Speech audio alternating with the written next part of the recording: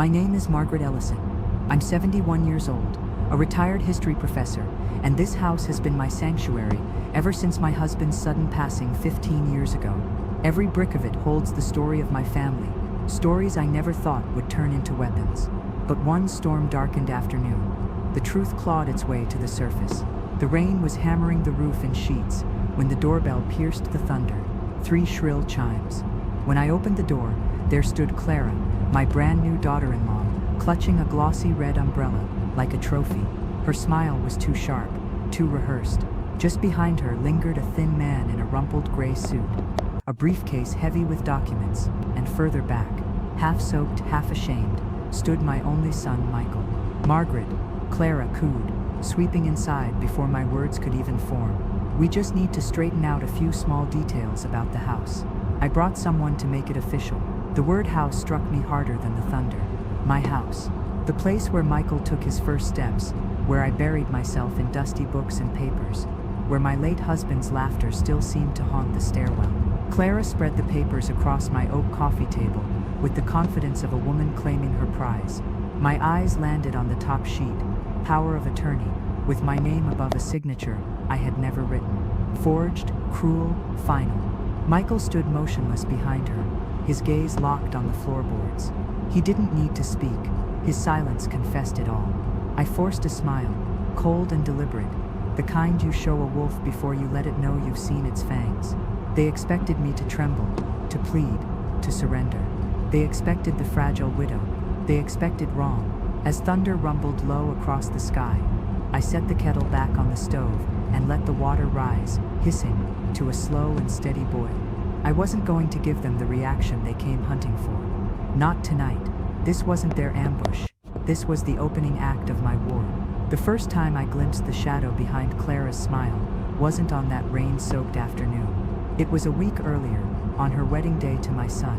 The reception was held in Philadelphia, tucked inside a chandelier-lit hall, buzzing with champagne and laughter. From the back row, I watched Michael, my boy, beaming with the blind innocence of a man who believed love alone could shape a future. Clara floated down the aisle in silk and pearls, her radiance flawless, almost rehearsed. Just before the ceremony began, she hugged me, her perfume sharp, her voice soft. "You raised such a strong man," she whispered. "I promised to take care of him." I wanted to believe her. God forgive me, I did. The evening blurred into clinking glasses and photographs that caught smiles I forced onto my face. I clapped when they cut the cake, raised my glass when everyone else did. From the outside, it was perfect. But perfection is always a mask.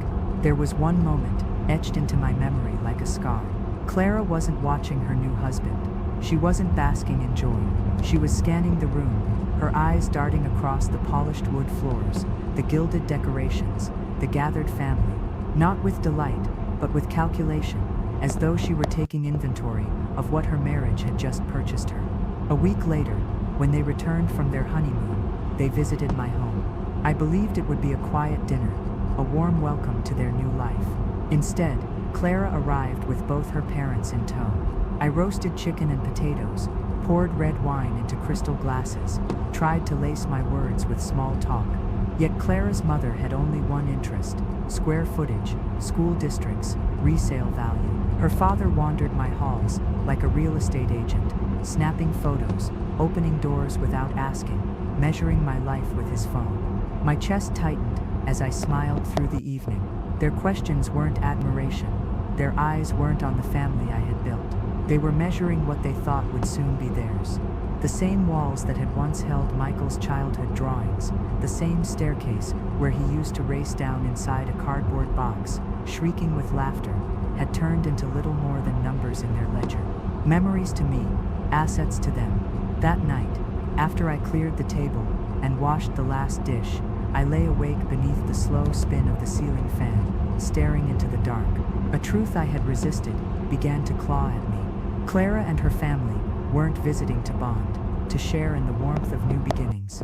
They were casing the house like thieves, taking measurements of a prize they hadn't yet stolen. The very next morning, as I carried a folded dishcloth toward the laundry room, I heard voices drifting down the hall. The guest room door was half closed. Clara's tone slipped through, sweetened with venom. So, when do we unlock the house? I froze mid-step, my heartbeat slamming against my ribs.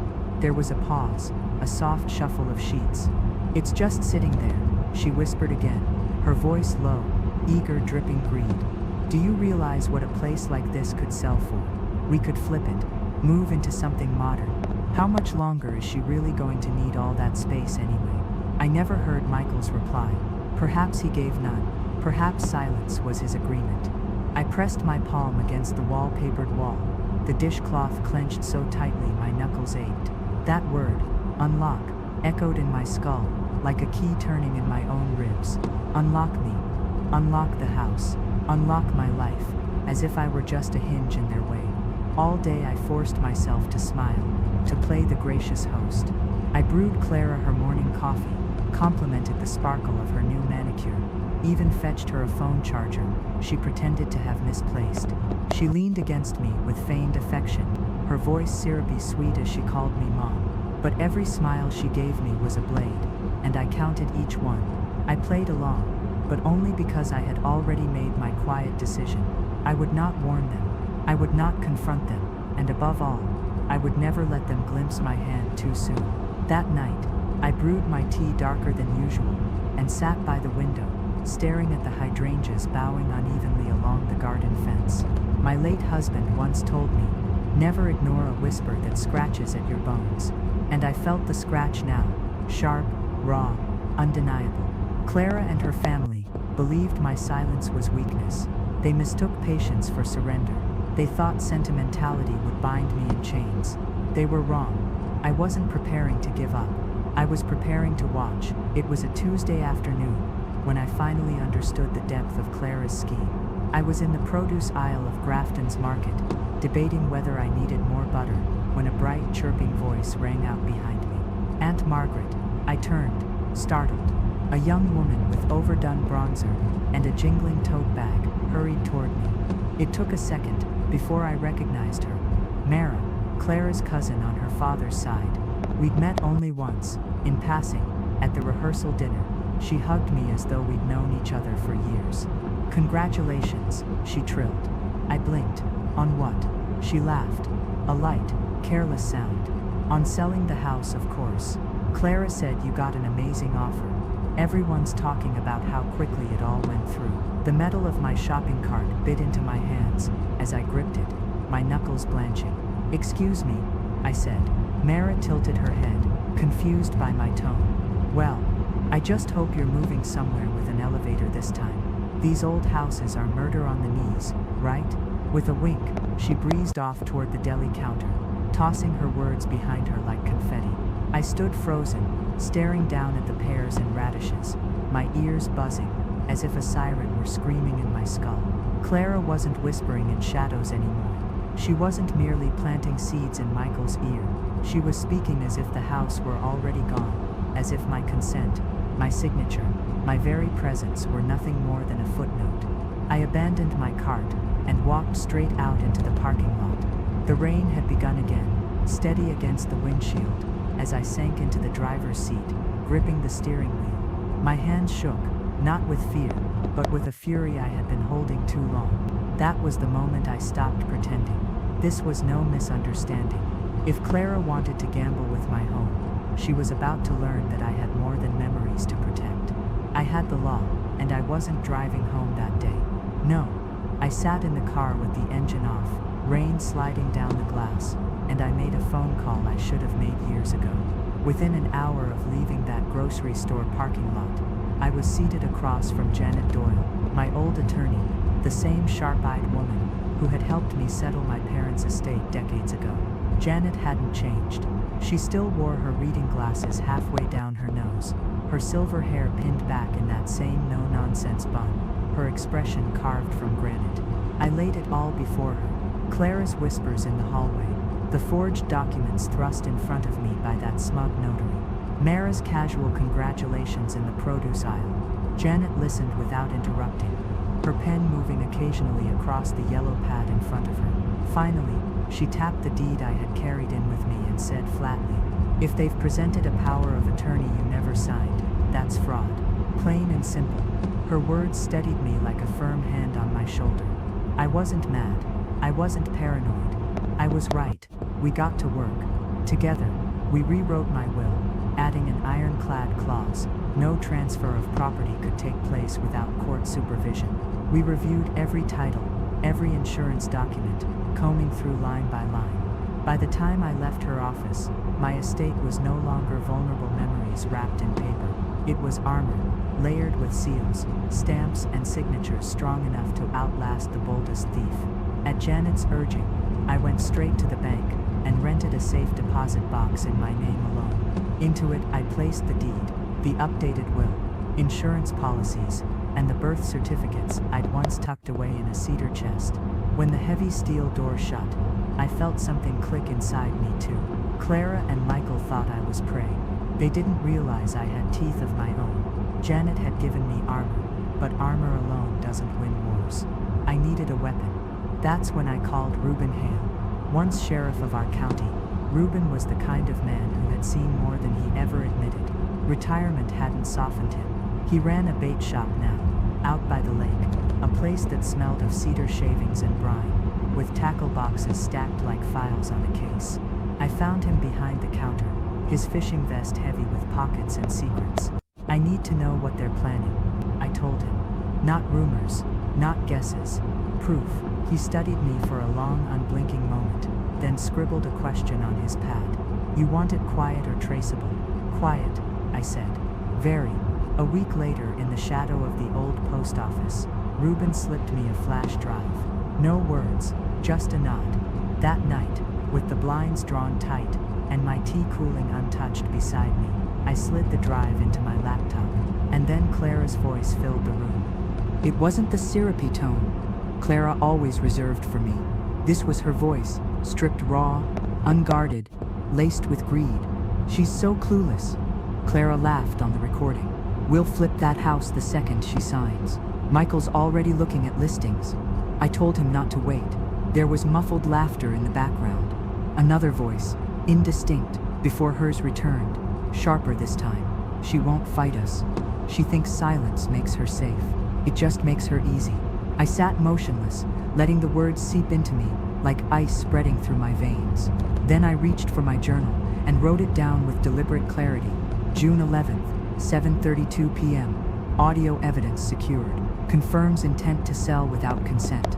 I underlined the phrase "flip that house" 3 times. They wanted me quiet. Instead, they had handed me a confession. 2 nights later, Michael appeared on my porch alone. I spotted him through the window before he even knocked.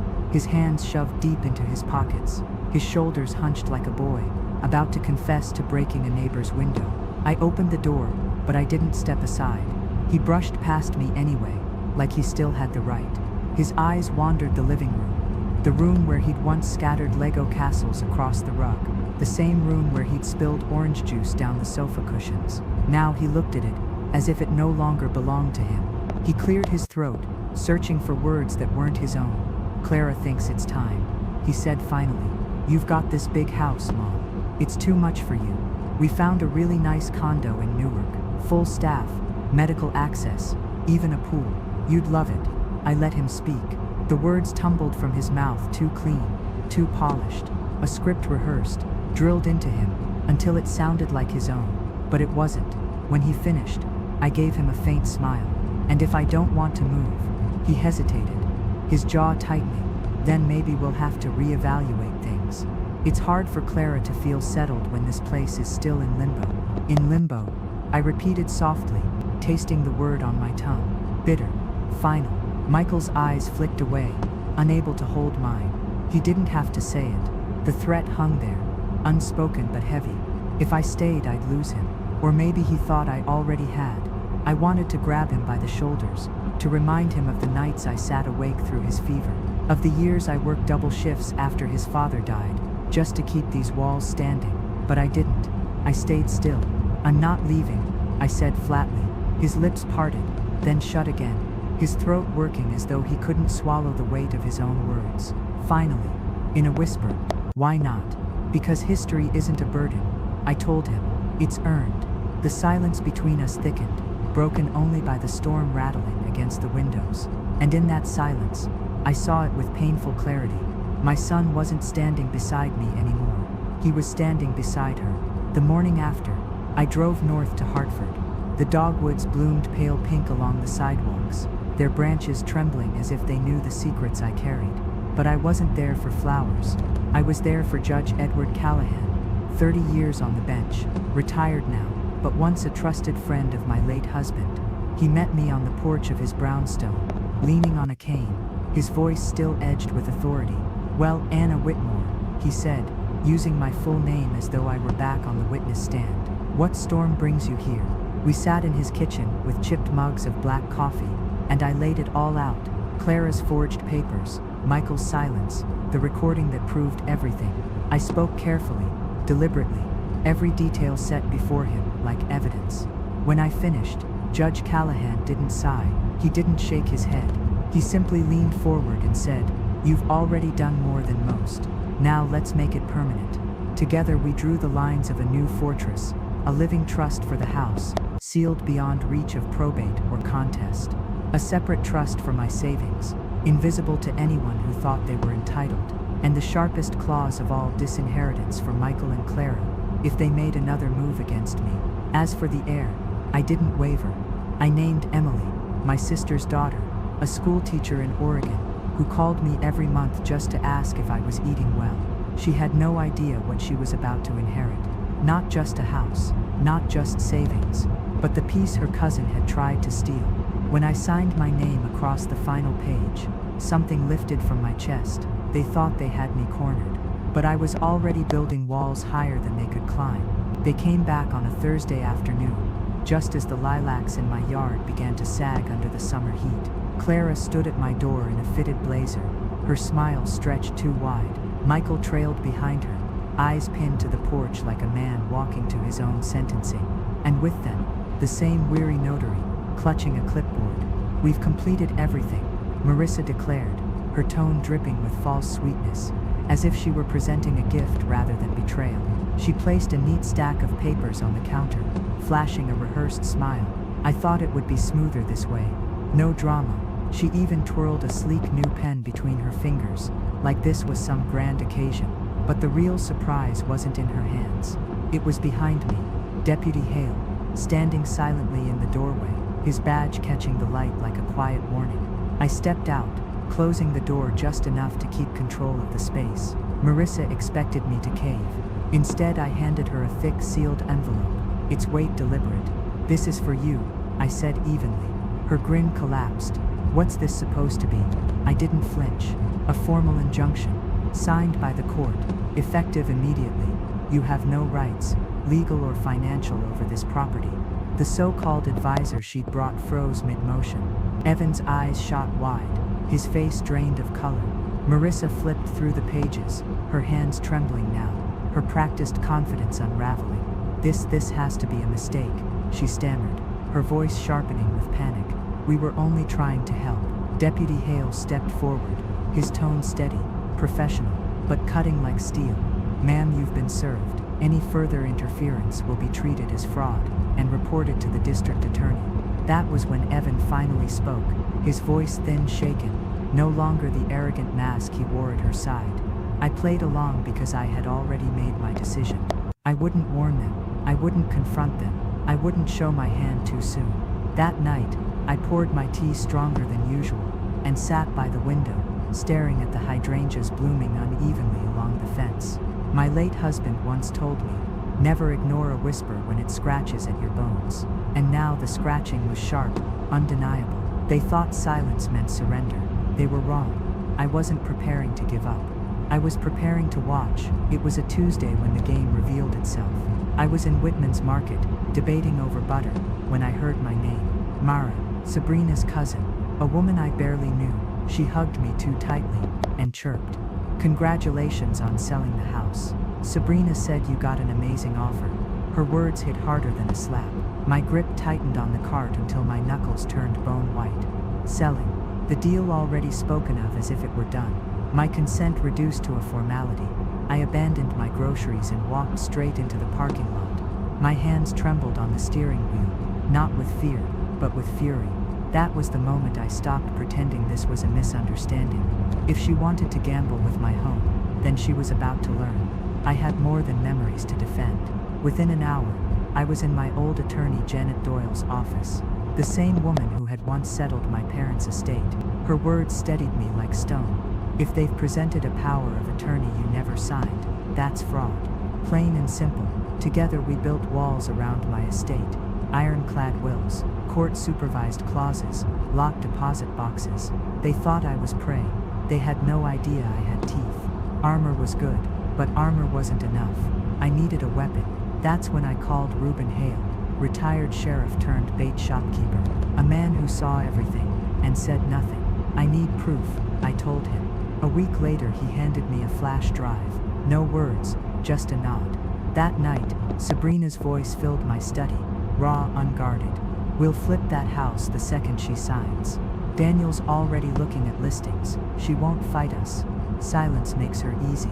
Flip that house. Her confession, her arrogance.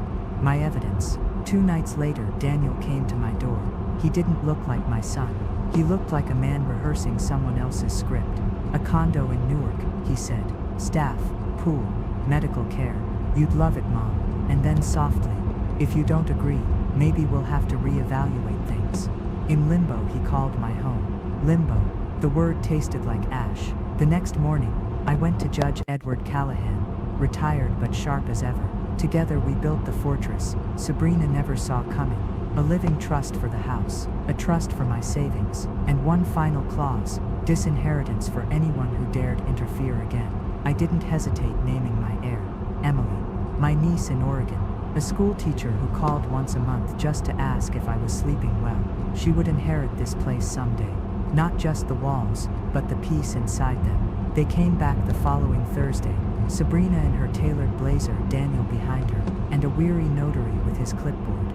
She smiled too wide, held up a pen like it was a toast. But waiting behind me was Deputy Monroe, badge catching the light. I stepped outside and handed Sabrina a sealed envelope, a cease and desist, signed by the court. You're barred from touching this house. The notary froze. Daniel paled. Sabrina's smile cracked. Deputy Monroe spoke, firm and final. Ma'am, you've been served. Any further attempt will be prosecuted as fraud. And just like that, the storm broke. But storms always leave wreckage. Barely 2 hours later, Daniel returned alone, his face drawn, his eyes red. She's gone, he said hoarsely, packed her bags, said I blew it, said you were supposed to be the easy part. His voice cracked. She loved the money more than me, and I let her. I looked at him for a long time. For a moment I saw my boy again, the one who used to race his bike until the porch light pulled him home. But flickers don't erase fire. You're my son, I said gently. That will always be true, but respect isn't optional. If you want to be the man I know you could be, you'll have to do it without expecting reward. Tears threatened, but he said nothing more. He turned back toward his car, shoulders lower than when he arrived. That evening, I sat by the window as the hydrangeas swayed. The deed was safe in trust. Emily would inherit the house someday, but what she would really inherit was peace. Because love without respect isn't love, it's a transaction, and mine had finally expired.